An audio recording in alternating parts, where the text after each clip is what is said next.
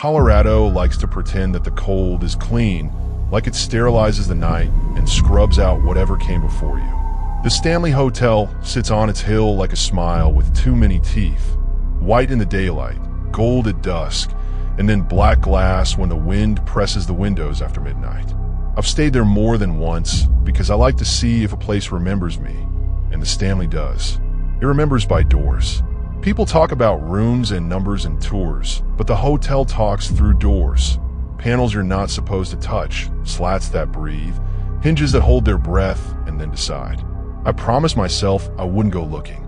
I don't know why I make promises like that. The first door found me on my second night, and it wasn't the famous one with a number everyone knows. It was nothing, a small, off-white thing at the end of a hall that needed better light. I hadn't slept well. Sound from the pipes, footsteps that didn't match the cadence of anyone alive. And I wandered to the ice machine because the headache behind my eyes wanted something cold. The carpets softened the world, red and patterned like someone tried to hypnotize the floor, and every door I passed had that obedient hotel posture. Closed, numbered, and different. Except the one at the end. No number, just paint worn to wood around the knob. A rectangle of darkness penciled around the frame, as if the wall had been rebuilt around a secret. I told myself it was a linen closet. I told myself the staff had to come and go. I reached for the knob like you do when you're pretending your body isn't already moving. It turned with that low, polite resistance old locks have when they're deciding whether you belong. Air came out to meet me, cooler than the hall and full of a smell I couldn't place at first. Starch and old soap and iron. The door eased open by itself the last 2 inches, as if I'd interrupted it mid-breath. Inside was narrow and wrong. Not a closet, more like a throat. Shelves should have been on the left or right. Instead, there was a straight run of boards, then a bend, then a second run. It didn't make architectural sense for a building that likes to show off its bones. I didn't step in. I don't know why that feels like a victory now. The dark in there wasn't the dark you get when a light is off. It was the kind that belongs to places. I stood there with the ice bucket sweating in my hand and listened. At first, the only sound was what I brought with me, breath, a heartbeat I hate hearing outside my own chest. Then faintly, something tapped, not a knock so much as fingernails on something hollow. It came in threes. I remember that because I counted without wanting to. Tap, tap, tap. A pause long enough to be a decision. Tap, tap, tap. Closer. The hotel shifted around me the way big buildings do when they're tired. The air wrapped cold around my ankles like fog that learned how to climb. Somewhere behind me a door opened and closed. Polite, ordinary, a guest getting ice or going back to bed. The tapping stopped. I pushed the door a little wider because that's how mistakes happen. The light from the hall caught the edge of something in there. Fabric, stiffness, the side of a sleeve hanging from a hook, and then not hanging anymore because it was moving. I didn't see a person. I saw the shape of someone who had once stood so long in one place that the space learned their outline. The ice bucket felt heavy like a bad idea in my hand. Something brushed the door from the other side, 3 soft contacts, fingertips testing paint. I closed it without meaning to. The latch caught with a quiet that reminded me of teeth. When I looked down at my phone to see the time, it said 3:17. The screen didn't change when I tapped it. The wallpaper behind the numbers looked like a frozen reflection of my own face, eyes too dark and full of the hallway. I told myself I'd dreamed it by the time I reached my room, because that's what mornings are for, except it wasn't morning, and sleeping after that was like trying to float with a hand on your chest. When I finally did drift off, I woke to the sound of something small dragging across carpet somewhere near the foot of the bed, and when I sat up there was nothing there but the impression that someone had been kneeling, head bowed, waiting for me to breathe differently. The second door I opened, because someone told me not to. Daylight makes courage cheap. I took the tour, because people like to be told where to look, and the guide knew how to point and let silence do work. She warned us about certain doors, employee only, storage, risk of alarm, and smiled at me when she said it like she recognized me from somewhere I didn't want to remember. The group turned left at a velvet rope to see a ballroom I'd already seen and didn't love. Empty rooms that know they're beautiful feel smug. I stepped right because the hallway looked like it had been overlooked, with darker than the rest. a draft that smelled like cool stone. At the end of that hallway, a door waited with no sign. Paint bubbled like a healed burn under glossy white. It wasn't the basement yet. It was the landing before the true bottom of the hotel, the place where floors get confused and the air learns to hold old sounds longer. I tried the handle, and it gave a slow bow outward like it wanted to help. Someone had oiled the hinges to make this easy. Stairs behind the door dropped toward the kind of shade that doesn't register as temperature until it wraps both hands around your neck. I went down because daylight still owns me and because my feet are arrogant even when my head says no. The walls were rock that had been scraped smooth by years of carts and shoulders, and something heavier.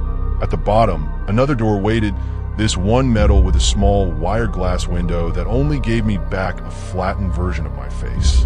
The lock had no keyhole, just a square tongue of steel that would retract if you knew where to touch it. I pressed along the seam, and the latch clicked. This is how men die in stories. There's always a latch. Inside was the narrow corridor that exists under every old place. The one that connects labor to spectacle, where heat moves in ducts and voices travel wrongly through pipes. I could hear the kitchen somewhere far to my left, the familiar clatter of plates, and a line cook's laughter bending into white noise. I could also hear water where there shouldn't have been any, a rhythm too slow for a leak too patient. The corridor cut right, and then left, and then there was a third door, unpainted wood, no handle. A palm print stained it darker than the board around, high up where someone tall would have held it shut. I put my ear to it because I have not learned anything. Breathing, but not human breathing. Not the tides of a chest, something like bellows drawing in cold and giving back colder. The wood felt cool against my skin, and then not cool, then warm like a cheek, and then back again. I stepped away, because touching a door that learns you is worse than opening one that doesn't know you. I should have turned around. My phone said 240, and then 241, and then, when I checked again because the sound behind the door changed, 317, the numbers bright and disinterested. I told myself it was a software bug, an update, a hiccup only the anxious get.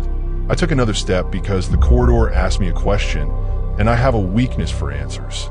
The unpainted door made the sound a throat makes when it decides to speak and then changes its mind. Behind me, the metal door I'd come through settled into itself with a click I felt in my teeth. The temperature dropped a single degree in a way my skin counted like a warning. At the edge of my hearing, between the hum of the building and the far clatter of dishes, I heard something else, a voice that wasn't a voice, the shape of a word I didn't understand, said in a tone that made my knuckles ache. I stepped back until the metal door let me out, and the draft chased me up the stairs, cool fingers at my ankles, all the way to the tour hallway, where a velvet rope and other people's gossip made it easy to lie to myself. The guide saw me and smiled again, and in that moment, I knew she knew where I'd been, the same way old houses know who doesn't belong. The third door had a number. I didn't book the room. Someone else did, and then didn't want it anymore and pressed the key into my hand like a confession. They said the door sticks. They said housekeeping hates it because it eats towels if you don't prop it open with your foot. They said not to sleep there alone. I don't know if rules help when the problem is older than the rule. The hallway to the room seemed longer than it did on the map, and the light by the ceiling had that tired quality, yellow fighting through dead insects, a glow like old tea. When I put the key into the lock, something shifted on the other side, as if the room were taking a step back to make space. The door opened a quarter and stopped. The weight of the wood had a personality. I pushed and it pushed back once, testing flirtation with a stubborn thing. Then it surrendered. The room was colder than the hall, which is a cheap trick, but it works. The bed had that flattened crown hotels develop from bodies believing in them. Windows faced out to the mountains and down to the town, both beautiful and irrelevant after midnight. I put my bag in the closet without looking too long at the way the hangers turned by themselves in some whisper of a draft that I couldn't feel anywhere else. The bathroom door was mirrored and made me tall and short depending on where I stood. I turned the faucet just to hear water be ordinary. It echoed wrong, a fraction too slow, as if someone had copied the sound and played it back through the wall. I left the room, then returned because leaving and returning makes spaces decide if they want you.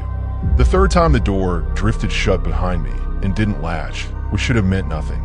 The gap was a breath, a dark line between jam and wood. I watched it for longer than I should have, because nothing is a kind of invitation. On the dresser, the hotel pen lay on its notepad as if it had been put there deliberately to witness signatures I wasn't going to write. The lamp hummed at a pitch I know too well. I sat on the bed. The door eased another millimeter open. In that thin wedge of dark, something moved like a person leaning toward a peephole from the other side. I said hello in a voice that wasn't mine, yet belonged to me. The door stopped moving. The heater clicked off and left the air to hold itself up. The silence had weight. You could feel it on your shoulders. I must have dozed because time telescoped, compressed itself the way it does when fear tries to turn minutes into hours, so you'll be grateful for anything. I woke to a hand on my ankle. That's the cleanest way to write it. Not pressure from a blanket, not the mind making shadows heavy. A hand, cool, palm up, closing gently around the bone just above my heel. I pulled my leg up and the contact broke without a struggle. I didn't look over the side of the bed, because there are lines you don't cross if you want to keep whatever you have left. The door to the room was all the way open. The hallway beyond looked thinner than it should have, its edges curled like paper in a flame. I could see nothing and feel everything in that space where the door belonged. In the bathroom, mirror the room existed twice, the safe one and the one that changes when you blink. There are rules people write down for places like this, and the Stanley has its share, but the ones that matter are the quiet ones. Don't say your name aloud if the room hasn't asked. Don't whistle, even by accident. It teaches the air a tune. Don't thank anyone if you didn't see them, and don't accept help with a door you can open yourself. I broke all of them in the first 2 days, so the third night, I didn't pretend to sleep. I sat in the chair by the window and watched the glass sweat. The town lights below winked in and out as clouds dragged their bellies across the sky. Around 2, something in the hallway tried my handle from the other side with the patient insistence of a person who thinks they live here. My phone glowed on the table next to me, numbers white and arrogant. They stepped from 2:58 to 2:59, and then 3 o'clock, and then 3:01, and then, because the world wanted me to know it could, 3:17, the colon bright and pulsing like a heartbeat. When I raised my head, the door opened an inch without the handle turning. A seam of colder air threaded into the room and brought with it a smell I recognized from the first night. Iron, starch, the old discipline of pressed linens. I said no, just that one word, because I'm done being polite to things that don't knock. The door paused. I could hear breathing from the crack, not labored, not aggressive, regular, measured like someone timing me with their lungs. It didn't come in. Instead, the door moved back against its latch and clicked, and the click ran along the wall like a nail driven where no nail had been. The heater started up again with its little sigh, and the lamp's hum settled back into the tone that puts your teeth on edge. I stayed in the chair until the window glass went blue and the mountains decided to tell their shapes again. At breakfast, the dining room smelled like coffee and pancakes, and people who didn't know they were safe. A couple whispered about someone pounding on their door at 3 and how the front desk didn't have anyone on that floor. A housekeeper with tired hands joked about doors that liked to close on her cart and how she had to wedge them open with her hip. Her laugh never reached her eyes. When she touched the wood of a nearby door, her fingers stayed on it a heartbeat longer than casual, the way you check the temperature of a thing that once burned you.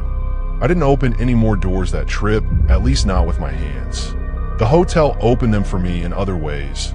Window blinds that lifted a slat by themselves, a wardrobe that sighed, as if it had something to say, and then didn't, a stairwell that collected my footsteps and stacked them behind me, so I could hear them after I stopped walking. I checked out like a person who knows how to use lobby voices and daylight to make statements sound normal. Thank you. It was lovely, yes, the view. The clerk slid my receipt across the counter and asked if I'd enjoyed the ghost tour. I hadn't taken it. I told him no, and he smiled anyway, a practice thing that belonged more to the building than to his face. On the drive down, the hotel shrank in my rear view and then sat there in miniature, patient, until a bend in the road took it away. Estes Park looked harmless from that angle, shop fronts and families, and a dog that wanted to chase nothing in particular. The radio lost the station and found static, and the clock on the dash flickered to 3:17 once and then behaved. I stopped at a turnout and rolled the window down to let the cold in. Somewhere behind my left ear, where sleep likes to put its thumb, a small door opened and shut. And I knew I would come back someday, because that's what places like that do. They leave you with a shape you can't quite fill, a minute that refuses to end, a list of doors you shouldn't have opened, and the one you still will. If you go, and I know some of you will, because curiosity has better marketing than fear, remember the rules nobody writes on paper. Let staff open staff doors. Count to 3 before you turn a knob, and stop if your skin starts counting without you. If a door is blank where a number should be, treat it like a face without eyes. Don't follow drafts to their source. Don't take photos of mirrors if you plan to sleep. And if the minute on your phone won't change, don't wait inside it. Put your hand flat on the safest door you can find, the one that leads outside, and push. The hotel will still be there when you decide you don't need to prove anything to it. It's older than you, and it has all the time in the world.